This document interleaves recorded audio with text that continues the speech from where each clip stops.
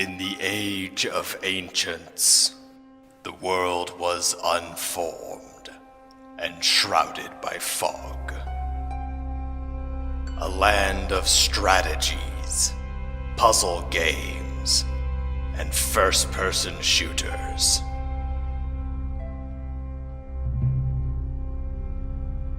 But then there was Dark Souls, and with Dark Souls came disparity, victory and failure, life and death, and of course, light and dark.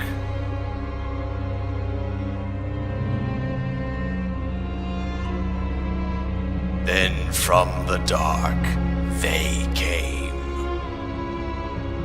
and found the game was waiting for them.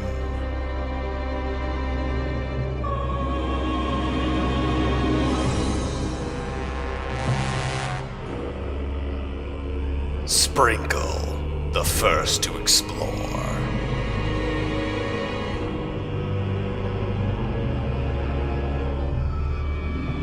Jordan Aech and his Mega Man reflexes. And the little Bugg, so easily forgotten. This is the fate of 3 brave gamers as they take their first steps into Dark Souls.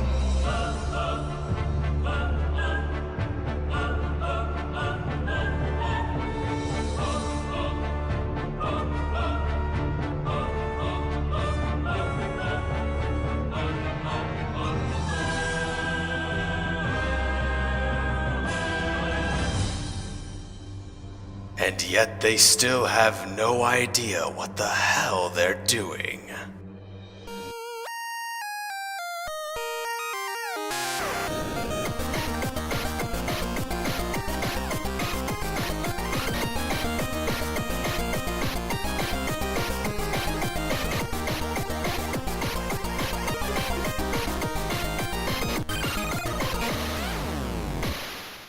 Hello everybody and welcome to VideoGrimes, the only gaming podcast willing to get its hands dirty. Today we're going to talk about Dark Souls, but first, let us introduce everybody on today's podcast. We've got Jordan Aech. What is happening? And Louie, also known as Bugg. Hi. And of course, I'm Sprinkle. Today we're going to be talking about the tales, adventures, and tribulations of 3 noobs playing Dark Souls 1 for the first time. This is going to be a first impressions of what is it like for us as gamers to be going into this infamous series and tackling its ridiculous difficulty, and what does that mean for us as players? And let me tell you, it's not going to be pretty. Of course not. It's been a wild ride this whole time, and I think I've fallen in love with this game. Let's talk about some news. First up, though, something big happening in the gaming world. Pokemon Go. Crazy. It's taken the entire globe by storm. Well, not the globe. It hasn't released internationally yet, but they're planning on it. But North America and Japan have just been tackled. It feels like it, though. It feels like everyone in the whole world is playing this game. Yeah. Hospitals, police, governments, all these people, putting out notices, restaurants putting up signs in the windows, and it's like, guys, it's only been out for like 2 weeks. Yeah. Have you guys had a chance to play it?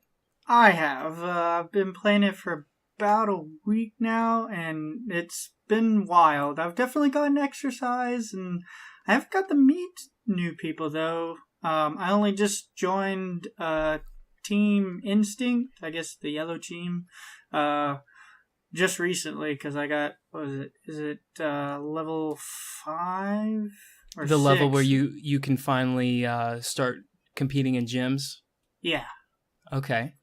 And I usually do what my wife does normally and just go to the Pokestops and get like Pokeballs and all the different supplies that go there. And I just try and get Pokemon. I haven't really like interacted with a whole lot of people yet, other than my wife. Have you walked around a lot? Like, do you have a circuit that you run, or is it just kind of have you changed? Is your lifestyle or your behavior changed thanks to this game? Well, my wife and I have gone out into the middle of Asheville and just walked around, which in the center area of Asheville, North Carolina itself, we saw a whole bunch of people just either sitting as a group at a Pokestop or just walking around constantly. I find a lot of people at the mall that I work at just going around the mall, and then I see a bunch of people like who are really want to get out and actually go to the park and walk around. And I've done, let's see, it measures in kilometers. I've done at least 10 kilometers on the game as well so far. But yeah, we try and get out as much as we can. We've only been able to do it twice in the past week. So actually, take that 3 times, because we went around the apartment complex trying to find one Pokemon and we couldn't find it. Oh no. What about you, Jordan? So I played a little of it, and I actually have a lot to say about Pokemon Go. And I'm not as far as many people are, and there's a reason, and I'll tell you. But first, I'll tell you about my first experiences with Pokemon Go. So Okay. I downloaded it, and I booted it up. The interface seems nice. I like the graphics and everything. I chose Bulbasaur, which I later learned was not everyone's first choice. A lot of people choose Charmander or Squirtle, but I like Bulbasaur. Damn it! So I chose that, and I kind of did a little 5-minute walking around, but I didn't really find anything. And it wasn't until later that I set aside some time to kind of walk around my town and see what's up with that. So I did notice some server issues, but they weren't that bad. But I was able to get it running, and I walked to my library and I discovered the Pokespot thing, and I discovered how to use those, and I did some more walking. I actually discovered that there was a 9/11 memorial in my town that I didn't otherwise know was there, which was kind of Wow. cool. Wow. And I'm like, wow, this app can really teach you about your town or the place you live in by going to Pokestops. So I like that aspect, and I figured out the capture mechanic. And it was all very fun until I started seeing the seams and all the glitches. So, wide reports of server issues. Everyone knows about this. I would have a lot of difficulty getting on. So I would start the app, and it would tell me that the servers are too full. So I'd have to force close and start the process over. And I'd have to do that over and over and over again until I actually got the app to run. That was kind of frustrating, but it wasn't as frustrating as when I found a Squirtle near my house, and I tried to catch it, and I caught it, and the ball closed, and then the app froze. Yeah, that's been I'm like, happening a lot. no, what's going on? And so I had to force close the app, start it again, to find that the game did not recognize that I caught the app. That really made me mad. And that didn't happen. That wasn't the only time that happened. That happened multiple times that day. And so that made me kind of take a step back and look at it. But it wasn't until I started reading a lot of articles about a different aspect of Pokemon Go that made me question playing it as well. So the company that has made it, Niantic, once you download the game and run it for the first time, you have to agree to terms and conditions. In that, you deliver full access to your Google account to them, and that includes them having the ability to read emails, to see your search history, to do whatever is allowed on your Google account. I've read almost every article that comes across my way about this particular subject, and it makes me think. It makes me wonder. I'm not exactly on one side or the other. I lean towards not playing it personally. If this is something that disturbs you, there is something that you can do. You can go to security.google.com, and in the account that's associated with Pokemon Go, you can disable that. And so it's not a permanent thing. If you did start playing Pokemon Go and then you start having second thoughts, you can kind of break that handshake, so to speak. But I did that just so I could have time to think about whether or not this is something that I want to play. I kind of like that it exists. The thing that I like most is this buzz around it, and I understand the need to want to be part of this community, because it is kind of cool, walking around and catching Pokemon. I would really like Niantic to kind of scale back their invasion of privacy.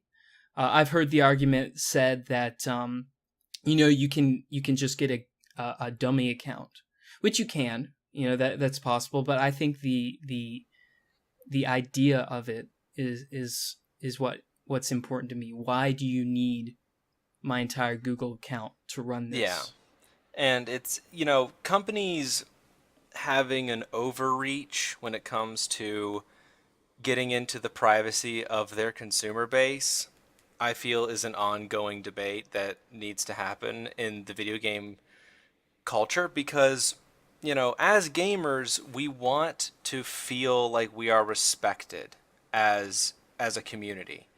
And when developers, I understand that developers need specific tools in order to allow their game to function, but there does come a point where I feel that companies need to understand that they need to treat their consumers and their fans as people who want to keep their privacy, and companies should err on the side of respect. And it's this idea of a company and a game respecting you as a player enough to say, I don't need this access. I don't need this feature because it is undermining the trust that I'm asking you to place in my product. Because in the end of the day, games are software. We are trusting the developers to design and build an experience that is not only fun, but safe. We would not even think of playing in a playground if that playground was designed with toys and jungle gyms and stuff that were not safe for our kids to play on.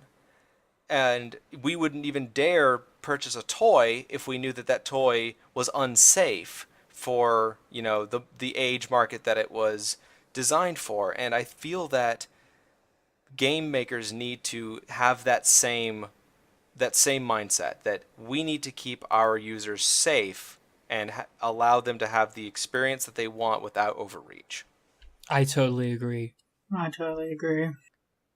On the subject of games respecting the player, I feel that this is a good segue into Dark Souls.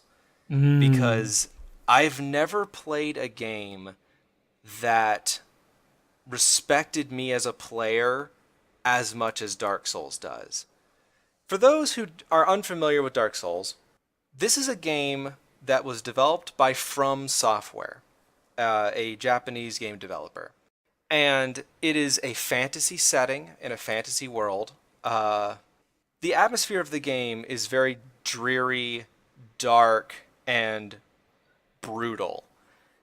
The game is infamous for its difficulty of everything in the game can be killed, everything in the game has a health bar, every challenge that you as a player face can be overcome, but the game will not hold your hand. It does not give you an easy way. You must overcome the challenges that are put forward and the game will be unforgiving if you mess up, if you're slow, if your tactics are incorrect, or if you're just simply not thinking laterally enough.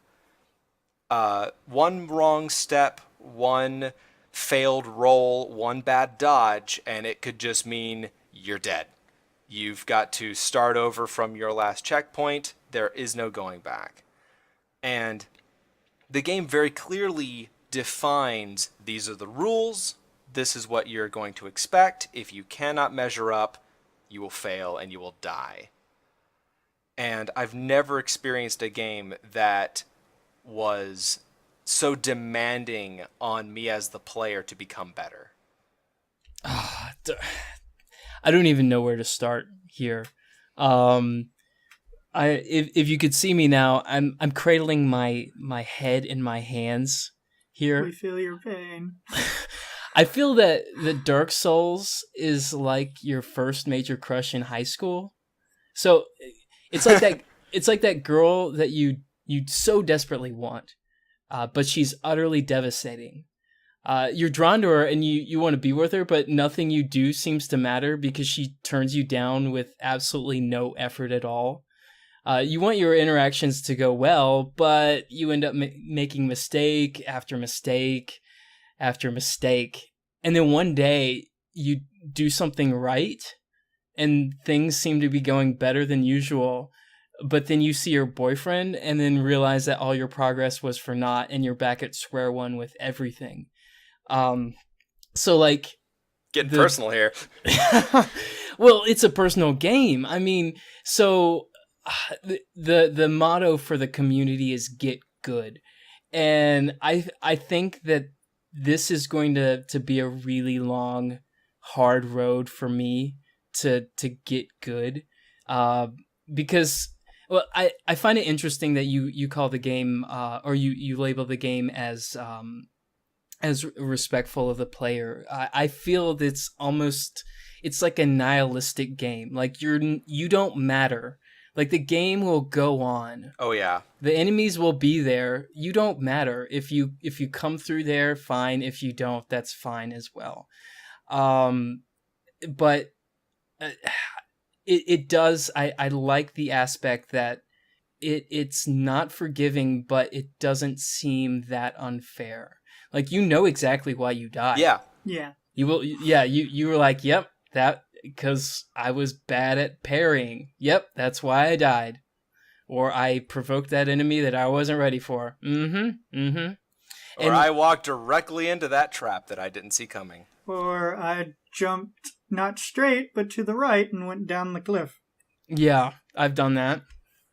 It's this interesting concept of working your way through something. So a lot of people compare Dark Souls to older games and their difficulty, but I think that's only like a superficial comparison because old games, if you remember, is more memorization than anything. So yeah, so you look jump at here like Mario. Yeah, Contra, things like that. You're like, there's an enemy here, there's an enemy here. Here's what I got to do.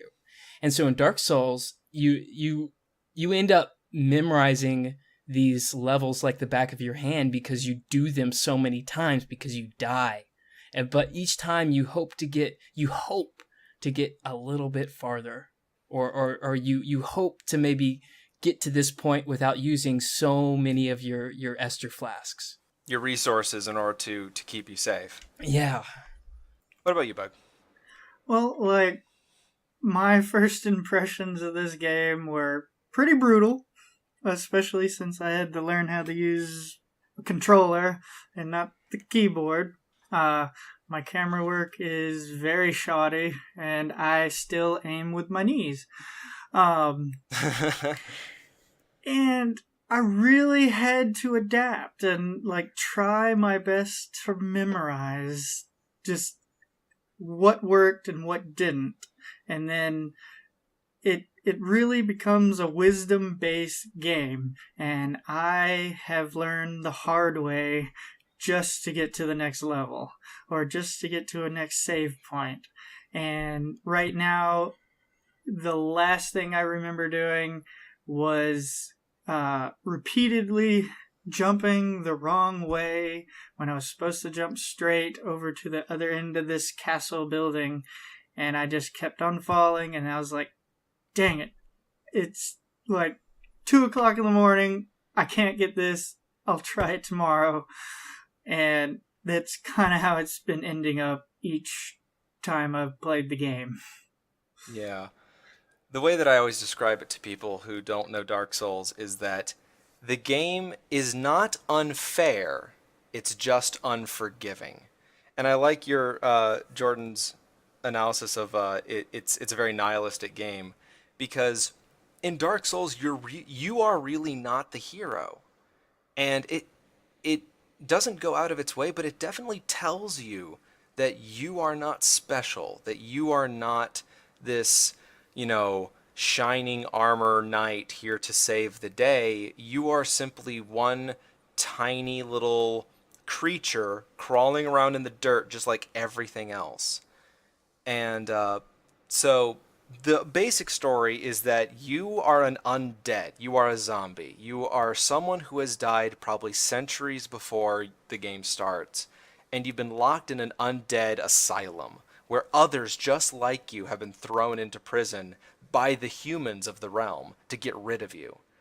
And there's this supposed ancient prophecy that says that if an undead escapes the asylum and travels to the land of ancient lords, the fate of the unknown and the fate of the undead will be revealed. But every time you progress in the story, you start learning little details that tell you this, other people have tried this before. You're not the first to escape. Oh, there's not one special little bell that you have to ring. There's 2 of them. And it's just these little tiny things that inform you that you are not the first to be here. There are doors that have been smashed open. There are empty chests that have already been looted. It goes out of its way to tell you that someone has been in your footsteps before and has failed. And each time that you die, your skin gets all gnarly and you look like, a piece of burnt bacon because you're a zombie. And it struck me, whenever I kept fighting these enemies, the more I progressed through the game, the more I started asking myself, what is the difference between my character and these zombies? The other enemies that I am fighting, is there anything different between me and them? And I think that throughout the game you start realizing that you are a frail, tiny creature that has no hope of success in this monumentous quest. And yet, as you press yourself forward, you as the player become better. And I think it's that achievement that you will get better because you have to get better. And I think that I love how the game demands that. You will not progress in this game until you as a player, you as a person, become better.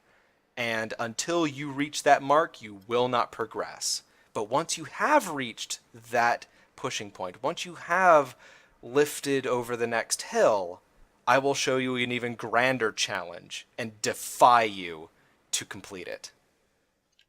I love how the game inspires just real world honest emotion.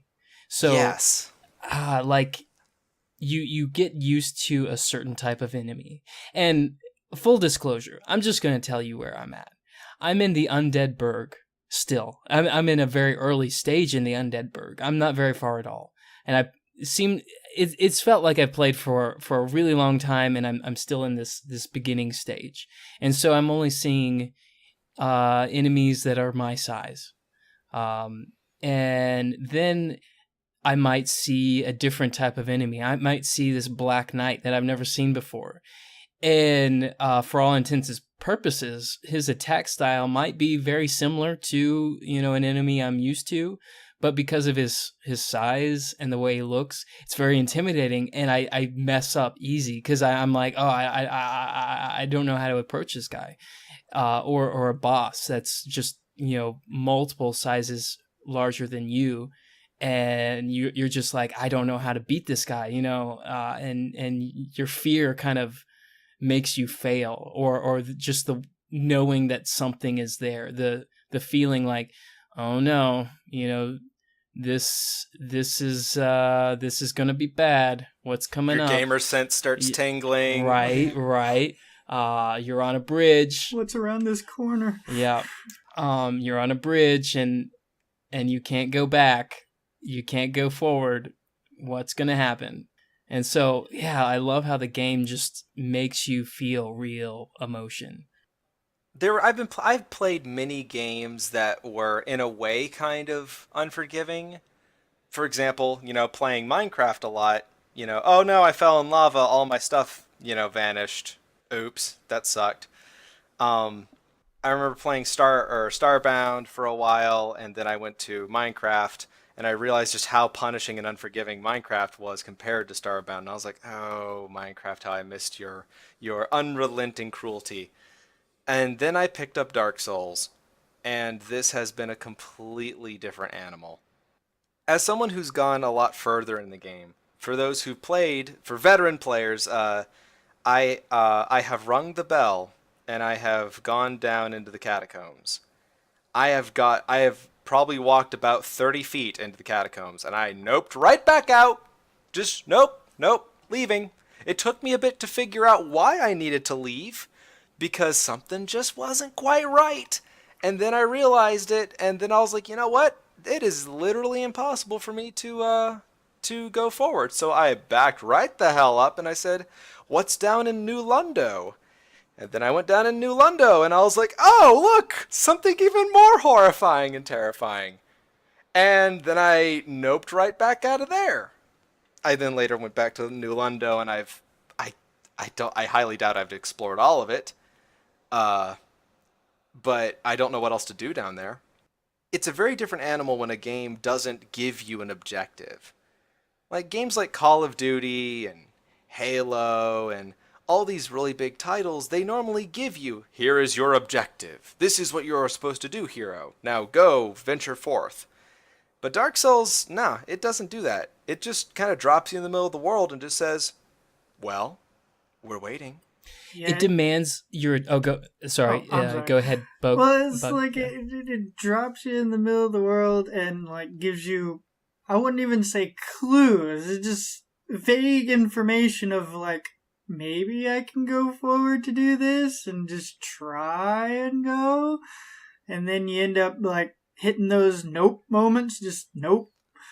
And you're just like, which other direction can I go? And then you try and move forward there, and you try and get to a certain level where you think you can either go just that much further, and then you just reach another nope moment, and you kind of zigzag your way through just to try and get that much further, just a smidge further. It demands your attention at every level. Like in the few times that you interact with people, you gotta be hanging on those clues, because that's all that it gives you. And they'll only say it once. Like each NPC that you meet that is friendly, that is willing to sit down and talk with your character, they only say a few short lines, but the game developers have hidden little clues in every little word, every phrase, every tone of voice. You can really get the feel of an area that you're about to go into by how the person speaks about it.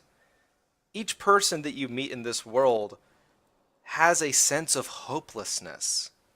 You meet a knight that has long given up his quest to complete his task. You find a fellow undead who is so cynical that he's convinced that he'll eventually have to kill you because you're undead, and hey, that's just how things go. You meet another person who is very mysterious and doesn't like speaking with you, but out of circumstance he just has to deal with you and has to rely on you in some way. And each person that you meet, you even meet, a poor girl who cannot speak. She's just unable to speak. One person very casually says they probably cut her tongue out back at her village. This world is such a bleak place, and the game challenges you to find hope, to find those nuggets of success to hold on to. I tend to hold on those situations like, I made it this far. Oh, look, a new room. And then I do like my tumble and break all the things just to relieve tension of like, Oh, I you just love- made it. Every You love room. rolling into barrels. Every room just rolls into a barrel, rolls into a table, breaks down every piece of furniture in the room because I can. Hey, I did find that one little like like the warty toad lizard thing with a crystal on its back. Oh god, those cute little things. I'll put a picture on screen. These things are adorable. I don't even know what they are, but they're adorable and they have treasure and they're just so pudgy and cute. Yeah, but you have to kill it. Which makes you just feel like a horrible person. So it seems like Bugg and myself are kind of in the same boat as far as this is a little more difficult for us than usual. You clearly Sprinkle seem better at the game. So you're gonna lap us, so to speak, in terms of distance or the amount of game that you cover. So, this is all about three noobs playing Dark Souls. When the disparity gets so great, what's going to occur here? If I could give a piece of advice on Dark Souls to anyone, I would say that the game rewards the player who is vigilant. I noticed when I was watching Bugg when he first played, he jumps into the game and goes, "All right, time to just this is a fantasy game, hack and slash, let's do this." And he just whips out his crappy broken sword, runs up, first enemy he meets, just kills the shit out of him. Then just runs up to the next guy, stabs him. Runs up to the next guy, beats him down, and then he gets his ass handed to him. And I noticed that in the beginning he was running around, he was brash, impulsive, he would just, if he sees an enemy down a corridor, screw it, I'll just charge right at him. Full fire in my belly. No dodge. And he'll soon learn that, that doesn't get him anywhere. And then I started seeing that his tactics started changing. He started walking more. He started moving his camera a lot slower. He started paying attention and listening. And he started reaping rewards from that. And as someone who's gotten a lot further in the game, patience, taking it slow, and paying attention, because the game never just springs something on you by random chance. There's always clues. It always feels so obvious when there is something about to kill you. You'll be walking around and you'll be like in a dungeon, and then you'll see that there's, bones on the floor. And that should be an indication something's nearby. Something killed those people. Where is it? Where was it? If you're walking around and you hear just the faint breathing of another thing in the same hallway as you, that should be an indication someone's around the corner. And anytime that this game gives you details, remember that this is an older game. And any asset that is used in the game is there to specifically convey information to the player. So those who are diligent will find out that there are traps in abundance. And it teaches you that in the Undead Burg, where you guys are. Bugg was standing on a rooftop, the same rooftop that I stood on, a couple of days before him. And he looked out into the city and he saw that there were zombies on a bridge, hanging over the side of the bridge, waiting. And, both of us came to the same conclusion that those little fuckers are planning an ambush. And it was because we paid attention to that detail that we were able to then anticipate the ambush and best our opponents. If we hadn't been players that paid attention, that ambush would have easily worked on us. So the best advice is to pay attention and to not let yourself get carried away. Because complacency kills in this game. You'll complete a boss, and you'll just feel like the best thing ever, and I'm on top of the world, nothing can stop me, and I'm not even joking, you will go into the very next room, and there will be something waiting just behind a corner to give you humility.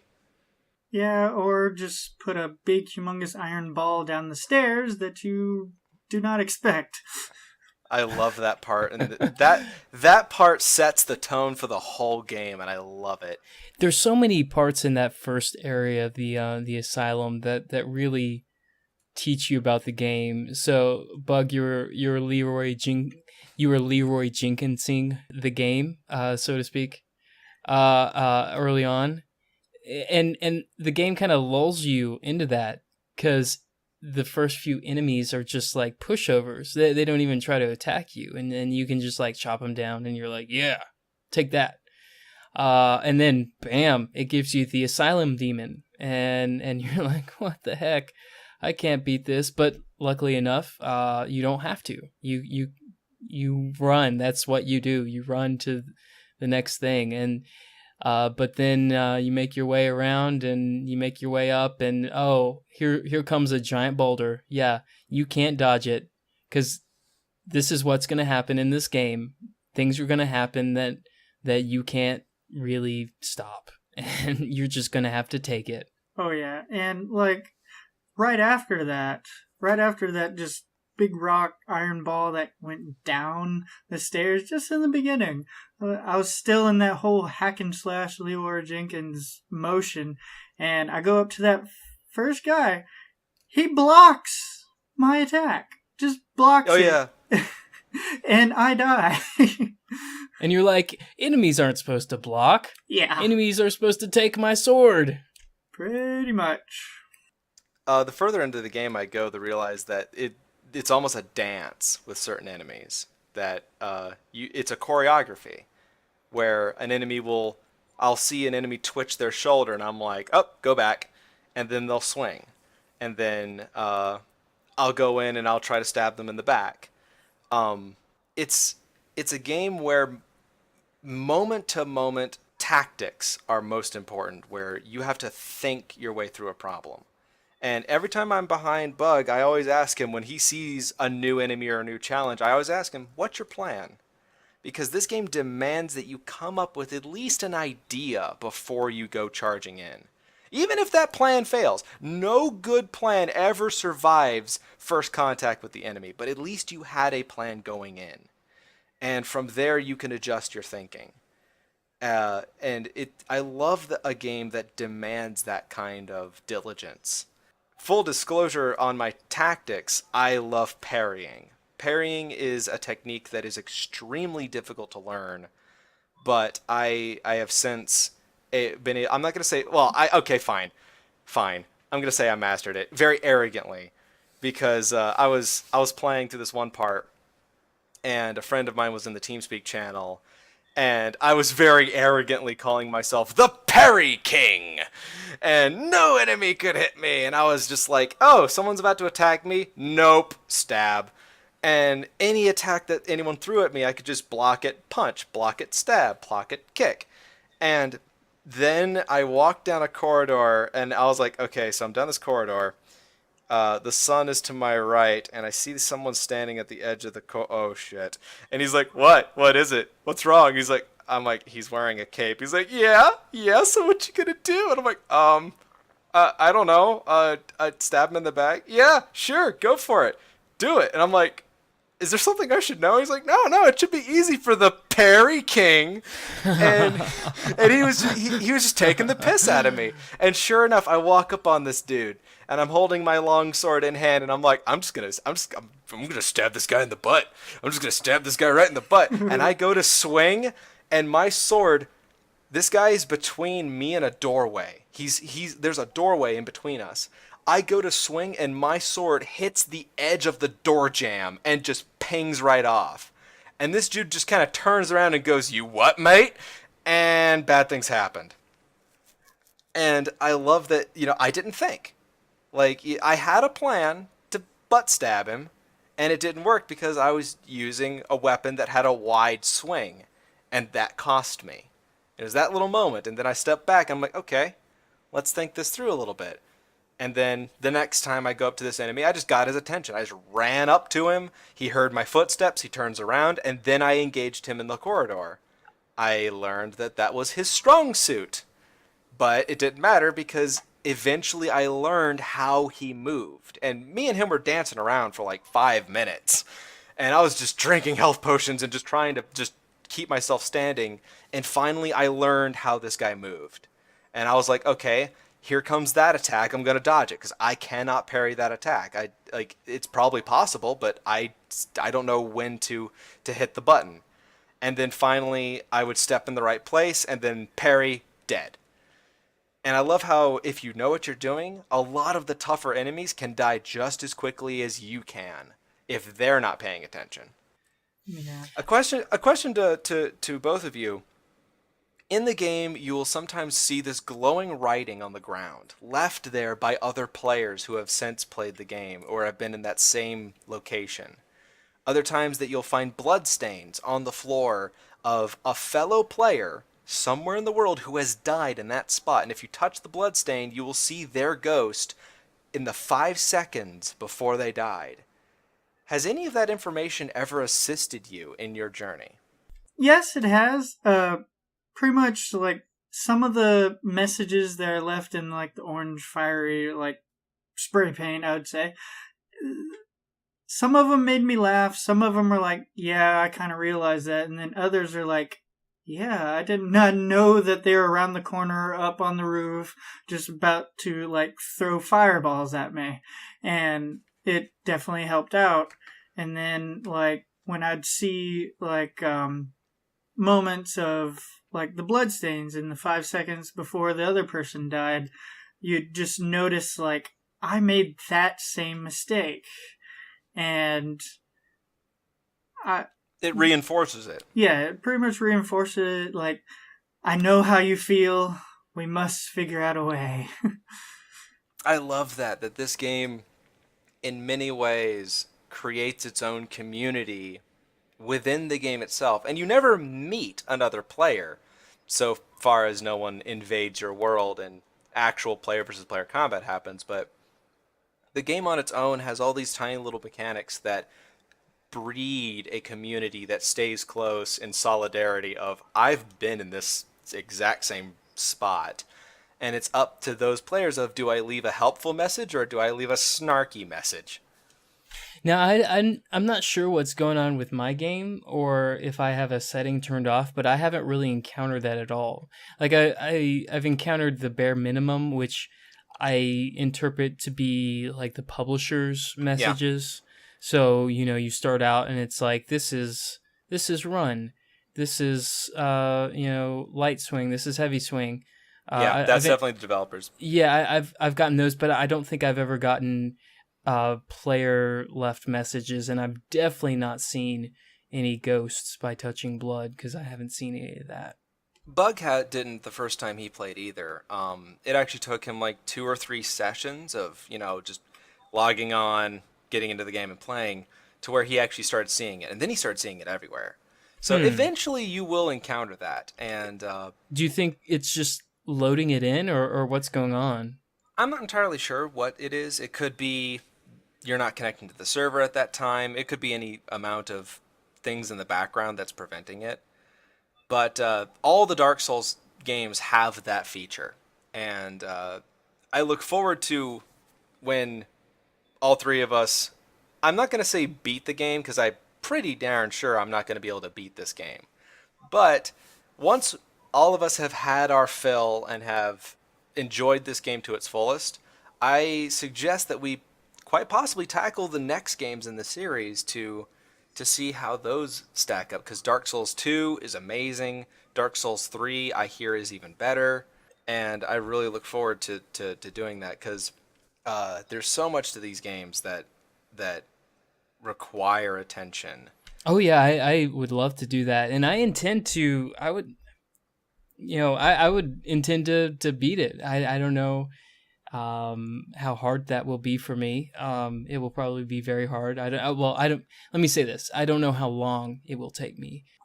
well, speaking on something that you said in that last line, I have this understanding or something seems to be that the last battle is easier than you might think. I think that's something that I picked up somewhere, and fans are fans were like, well, what the deal? That was the last battle. But there's plenty of other challenges I know in this game, but it's got me coming back for the most part. I have to kind of work myself up to turning it on. Oh yeah. Honestly. I'm like, I would like to play Dark Souls, but I don't want to play Dark Souls. One of my favorite messages that I've ever seen in the game left by another player, besides all the really stupid ones, like there's some Look up! Well, not just look up. I'm talking about like when they find a way, because the how people write in the game is based on preset words that they can select from a list. So the first part that you select is, your verb, then your adjective, then your noun, and you construct a message in the game. It's never handwritten. So a lot of times, like you'll find a message that'll be like, try thrusting attack, or try dodging, or merchant ahead, or knight ahead. Anytime I see the writing knight ahead, I turn right the hell around and I see if there's anything else that I can discover before I have to walk down that road. Because fuck knights. I haven't met a knight yet. There's some really stupid. Yeah, you haven't met a knight yet. You've been close, but you haven't met a knight yet. Well, I don't know. There was that one guy who was holding what looked like a railroad tie. Yeah. Good God, that guy just wrecked you. He chased me up 3 flights of stairs just to get me. I'll put an image on screen. This guy. Anyone who's met this guy. Bugg just like happened upon him, and it didn't last long. But yeah, and there are so many times, but like there's really stupid messages too. Like you'll come across a message and it'll be like, try butt.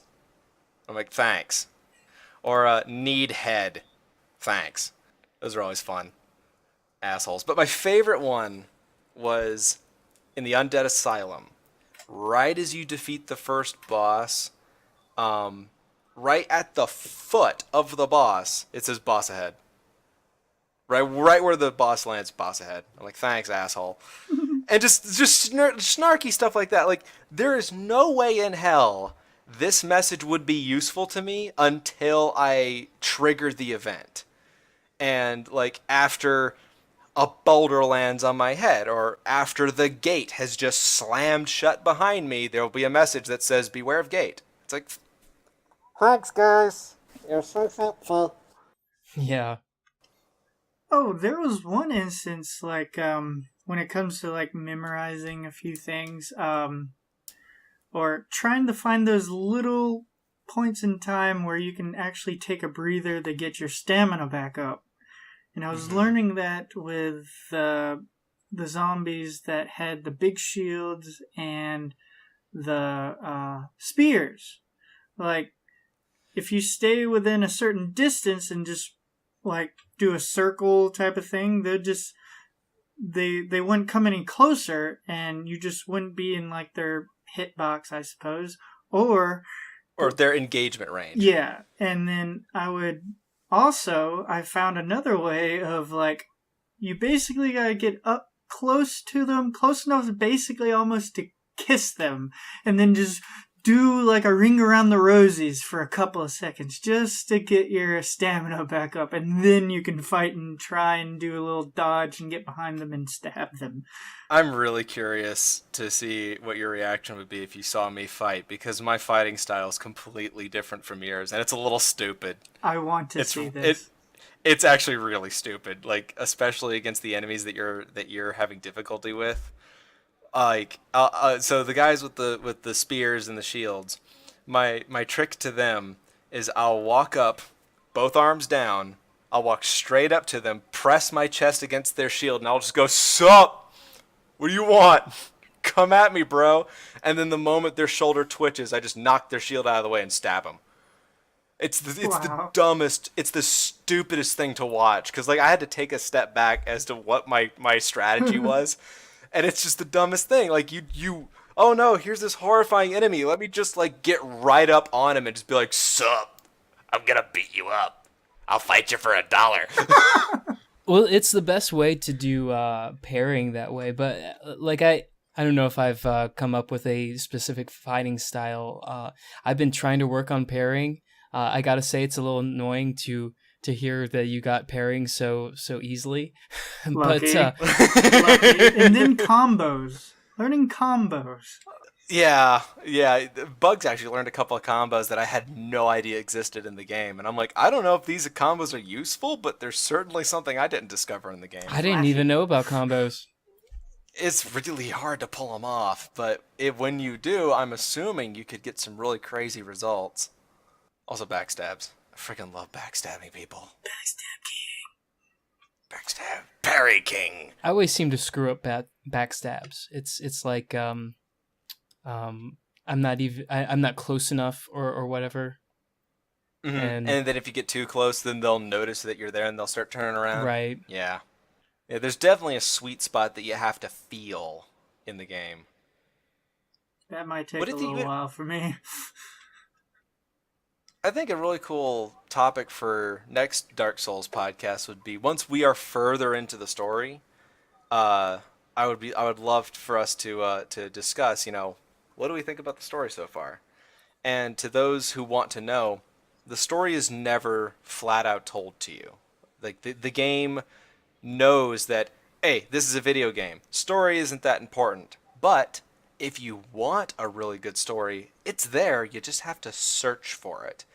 And one little key thing that I want to give to both of you and to the listeners at home, read the item descriptions. Every single item in the game, every single little piece of trash that you pick up has a description attached to it. If you find that description, it'll tell you a lot about not only the lore of the world, but if you start paying attention, items will start referencing each other.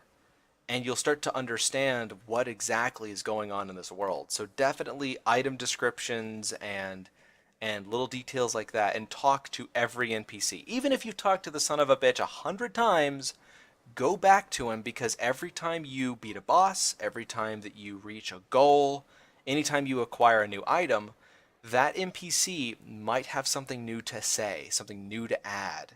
And there's always little details to milk out of every encounter. And that's kind of really, really new to me. I mean, I am by all means noob, novice, especially with a controller and such, because I haven't nearly played as many games as either you or Jordan has.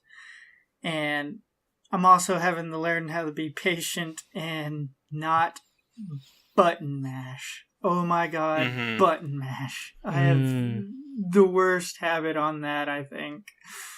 And then I end up pressing something like, I end up swapping off my, shield and, either throwing it down or putting it behind me, and I have nothing to guard, and I almost die. I hated it whenever I first started playing, and my instinct reaction would be to hit the wrong button, and just I'll be up in an enemy's face and I'll accidentally drink my potion. That's happened to me. And I'm like, no, I don't! And the enemy's just kind of giggling at me, watching me put the bottle to my lips, and then I just get stabbed in the throat. Yep. So many times. Yeah, definitely. If you want more of the story, definitely start reading the descriptions, because I got that habit from Metal Gear. Anytime that I would pick up a new item, I would call someone on the radio in Metal Gear. So I'm really used to that idea of anytime something in the game changes, start asking the NPCs, because there's something there that they're going to comment on. Write that down. Write that down. Yep. Well, gentlemen, I look forward to reconvening with you guys at a later date for an update on our adventures in Dark Souls, and let's see how our opinions change and how we improve as players. Will you join me sometime in the future? I will. Most certainly. Awesome. Everybody, you could join us with that discussion if you subscribe to VideoGrimes. Just hit that subscribe button down there. Leave a comment if you've played Dark Souls before, or if you haven't, you know, if you want to ask questions, feel free to leave it in the comments down below, and me, Jordan, and possibly Bugg, will answer some of your comments in next time's Editor's Choice Comments episode, where we answer your comments live on the podcast. And I look forward to generating more of a discussion. What was your most frustrating? Now, no spoilers. We're still new. Remember, 3 noobs playing Dark Souls. No spoilers. One quick comment though. I do appreciate the Dark Souls community is very anti-spoiler. Like, I think everyone is like, do not watch this, do not read this, you know, because you don't want to have additional knowledge that you don't get through game. And I kind of appreciate that. Yeah. Thank you, everybody, so much for listening. Thank you, Jordan and Bugg, for joining us on today's podcast. I look forward to further discussions on this topic. Thanks a lot. Thank you.